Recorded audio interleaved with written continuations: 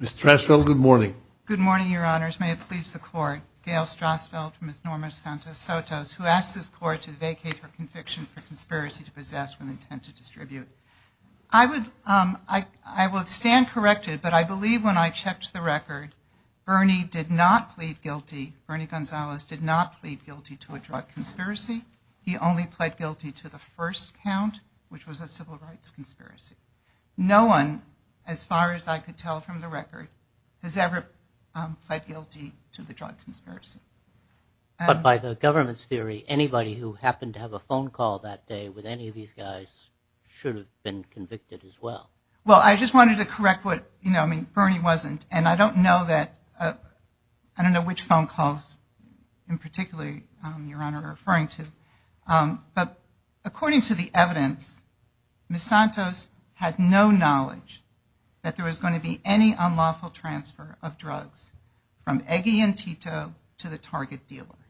She didn't have that knowledge. She believed at all times that Aquino gave the confidential informant the drugs.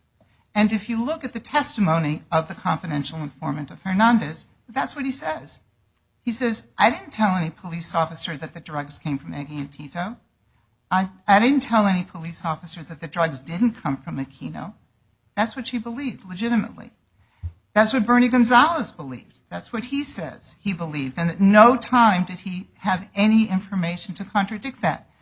I know that in response to my brief, the government says, well, Bernie Gonzalez did. He unambiguously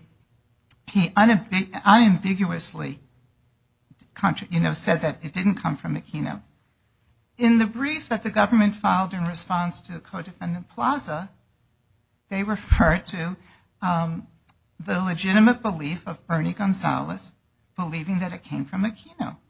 And they cite that. I can give you the page of their brief, 26 to 27 of their brief to co-defendant Plaza. And they quote Bernie Gonzalez's testimony. When you were arrested, Mr. Aquino, on that day, was it your belief that the 45 baggies were provided by Mr. Aquino to Herald, the confidential informant? Correct. And you had no other information to contradict that. Is that correct? No. Ms. Santos-Soto had no other information to contradict that either. That's what she told the FBI guy, the agent. She did acknowledge that she encouraged Bernie to lie about when the cocaine was obtained. But she didn't have any knowledge, which was required, that the cocaine came from anyone else other than Aquino. Do we know that we have the 50 bags appears twice in the story. It appears with Plaza telling the confidential informant to purchase 50 bags, I believe. And then it also appears with Eggy and Tutti giving the confidential informant 50 bags. There is no evidence that Eggy and Tito don't testify. The only one that testifies about that incident on July are Bernie and the confidential informant. Bernie doesn't say anything about Eggy and Tito because he believes, as everyone else did, that it came from Aquino. So you have the confidential informant saying it came from Eggy and Tito, but he doesn't tie that. He doesn't say specifically, I have 50 grams. He gets in the car and he tells everybody it came from Aquino. If you believe him that it came from Eggy and Tito, then yes. But stay with that for a second. Did he say when it came from them in relationship to the phone conversation with Plaza telling him to buy 50 from Aquino? No, Your Honor. That's not in the record at all. It's very vague in the record. You have the confidential informant testifying, I got the drugs from Eggy and Tito. I never told anybody I got the drugs from Eggy and Tito. Everybody else thought I thought I had this charade twice, in February and in July. I had this charade where I pretended that I got them from Aquino, and I never told any police officer I hadn't gotten them from Aquino. There's just nothing there to show that Ms. Santos had the knowledge. There's also nothing there to show that she voluntarily and knowingly agreed to such conspiracy. What the government points to in response to that is, well, she encouraged Bernie to lie. This is true. And this was sufficient to make out a violation of the due process rights, because she said, even though we know it didn't come from him at his house or from his person, we know it came from him. So, let's just take this shortcut. Unlawful, but let's just take this shortcut. But that doesn't make out that she agrees to a conspiracy to have drugs transferred from law enforcement to the target dealer. And I think that when you look at all the evidence that was there, there's just nothing there to show either knowledge or that she voluntarily agreed to it. Are there any other questions? Thank you.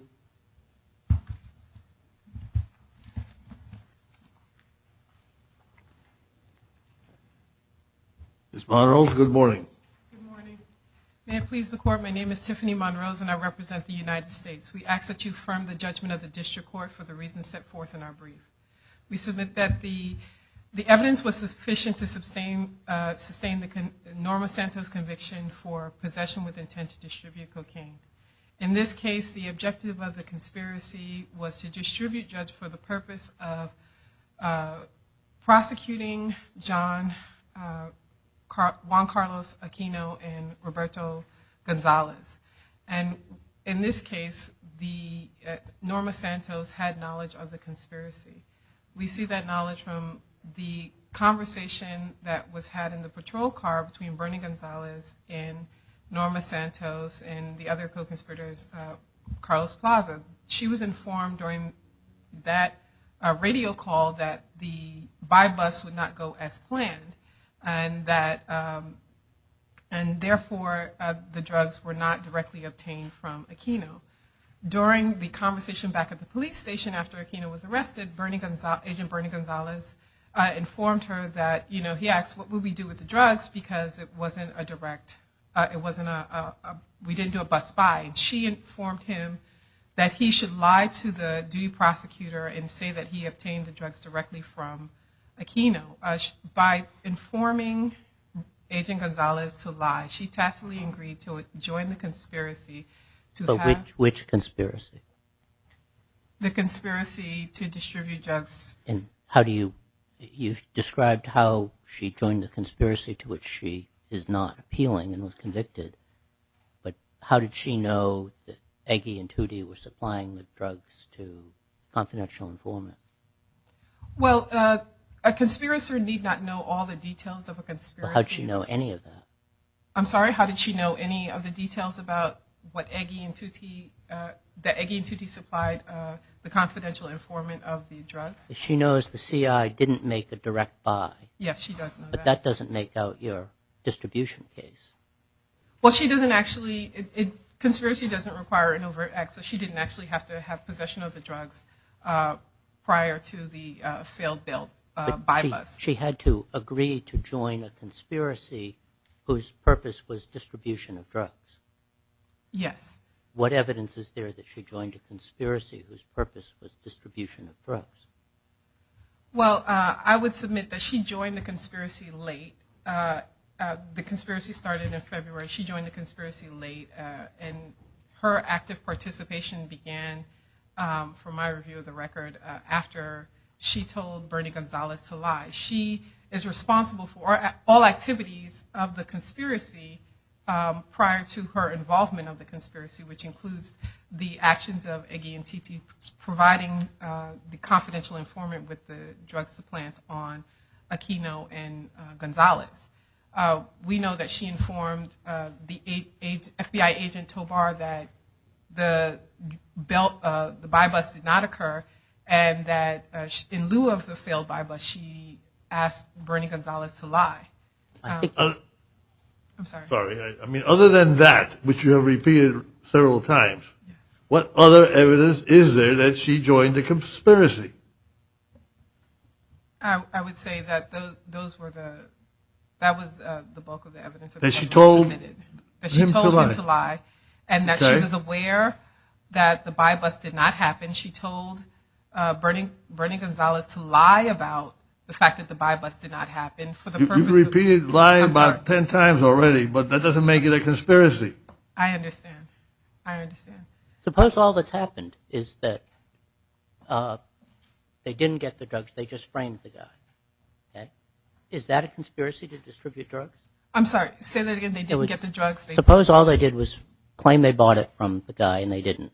Okay. All right, and she told the other officer to lie and she lied. That's not a conspiracy to distribute drugs, is it? By itself. By itself, no, because So there would actually have to be a distribution, and in this case, there was distribution. But what's her knowledge of the distribution?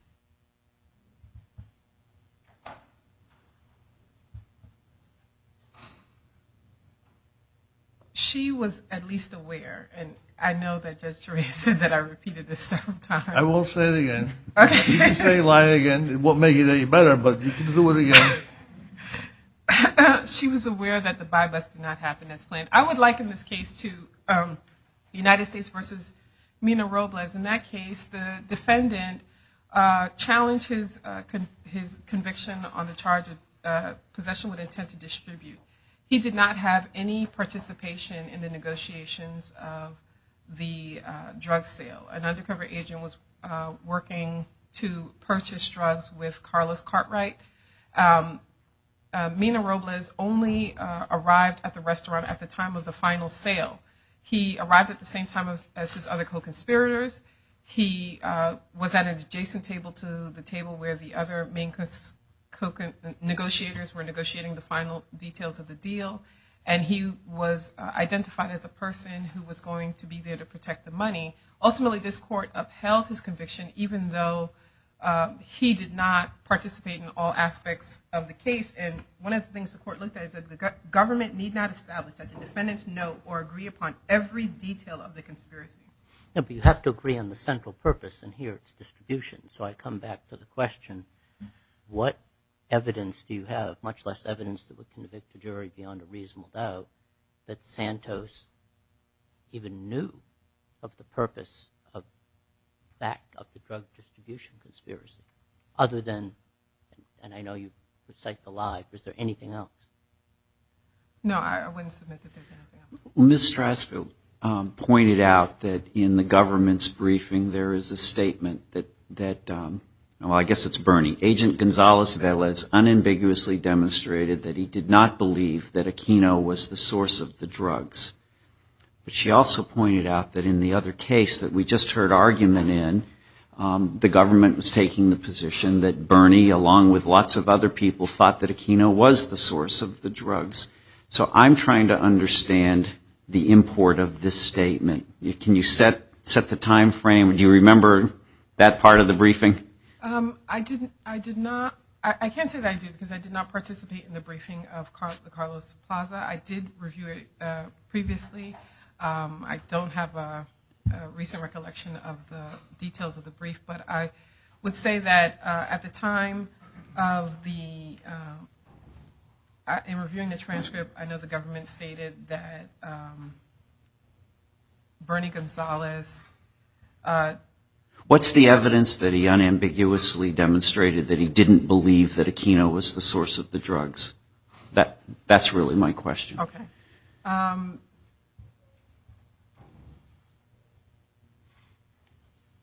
I can't say that I can point to something specific, Your Honor. If there's nothing further, I'll rest on my brief. Thank you.